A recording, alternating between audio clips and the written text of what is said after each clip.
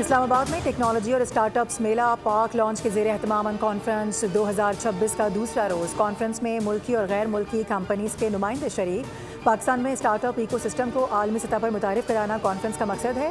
Conference میں technology, digital innovation اور سرمایہ کاری کے مواقع پر تفصیلی گفتگو کی گئی۔ شرکاء نے پاکستان میں ڈیجیٹل بینکنگ اور فائنینشیل ٹیک کے بڑھتے ہوئے امکانات پر روشنی ڈالی۔ پاکستان کے اسٹارٹ اپ ایکو سسٹم کی صلاحیتوں کو اجاگر کرتے ہوئے عالمی مارکیٹ میں اس کے کردار کو اہم قرار دیا جا رہا ہے۔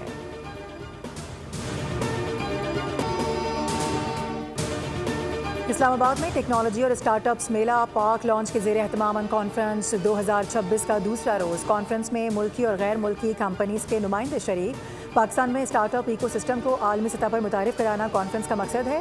کانفرنس میں ٹیکنالوجی، ڈیجیٹل انوویشن اور سرمایہ کاری کے مواقع پر تفصیلی گفتگو کی گئی۔ شرکاء نے پاکستان میں ڈیجیٹل بینکنگ اور فائنینشیل ٹیک کے بڑھتے ہوئے امکانات پر روشنی ڈالی۔ پاکستان کے اسٹارٹ اپ ایکو سسٹم کی صلاحیتوں کو اجاگر کرتے ہوئے عالمی مارکیٹ میں اس کے کردار کو اہم قرار دیا جا رہا ہے۔